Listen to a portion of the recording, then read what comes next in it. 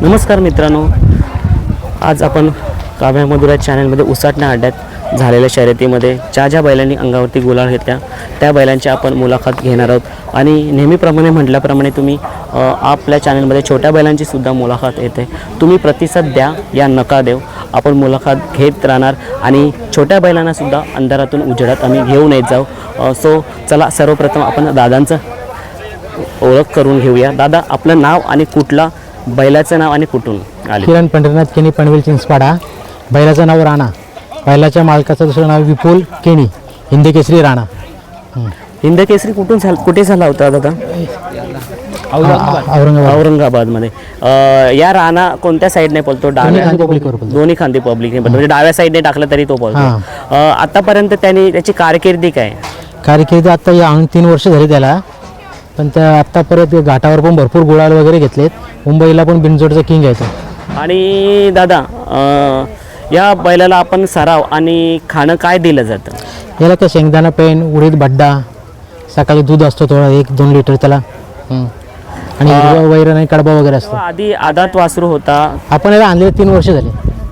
तुम्हाला घेऊन 3 वर्ष झाली? दोन दाते असताना घेतला आपण। मग तेव्हा तुम्हाला तो बैल तसा पळत होता का? तुम्हाला काय वायदी नाही, वायदी काही घ्यायची गरजच नाही पडली, कारण आमच्या घरचे 3-4 बैल पालतात।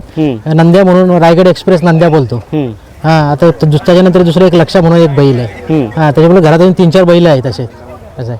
आणि पुण्याला पण तो अरविंद शेठ धनावडे यांच्याकडे असतो, त्यांच्याकडे पण असल्यामुळं तिथंशी पण कधी वायदीचा काही प्रकारच नाही आला, कारण गाडा मालक वगैरे सर्व जुने असल्यामुळं कधी तो विषयच नाही आला। दादा, अशी कोणती शर्यत आहे जी तुमच्या चांगल्या लक्षात आहे, जी राणाने घेतली होती आणि तुम्हाला आनंद झाला होता?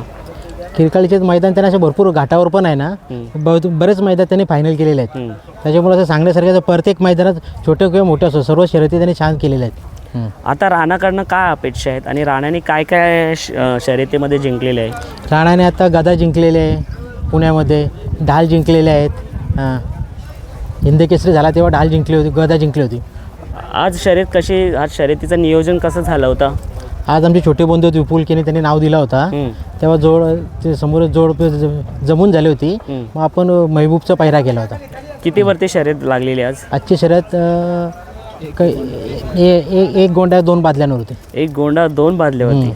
एक गोंडा म्हणजे दादा 50,000 खूप मोठी शर्यत होती आणि ती शर्यत जिंकली, त्याचा तुम्हाला आनंद असणारच। आणि दुसरी दादा, हा घाटावरती कसा त्याचा पळ आहे? घाटावर पण तसं सेम पळतो। घाटावर तर बऱ्याच फायनली घेतलेत। पुण्याचे अरविंद शेठ धनावडे आहे, त्यांच्याकडे असतो, आणि त्याच्या मुरुमचे संभाजी राजे भोसले हे नियोजन करतात। आणि याला ड्रायव्हर कोण असतो नेहमी? ड्रायव्हरचं घाटावर आहे ना, छोट्या ड्रायव्हर कोण असतो। मुंबईमध्ये असल्यावर मुंबईमध्ये बाबू ड्रायव्हर आहे, बरेच कालू ड्रायव्हर आहे।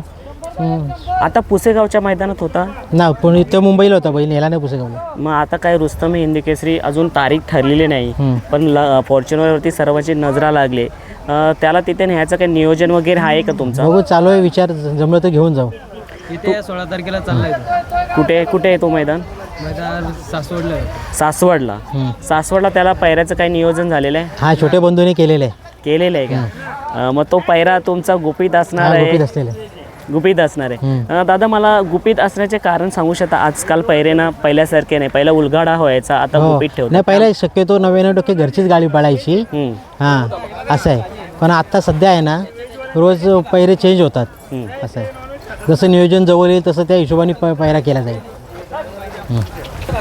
सो दादा, तुम्हाला या उसाटण्या अड्ड्यात येऊन शर्यत जिंकल्याबद्दल मी आपला अभिनंदन करतो आणि असाच शर्यत जिंकत राहील। आणि आता 16 तारखेला सासवड इथे सुद्धा शर्यत आहे, तिथे सुद्धा तो अंगावरती गुलाल घेत राहील।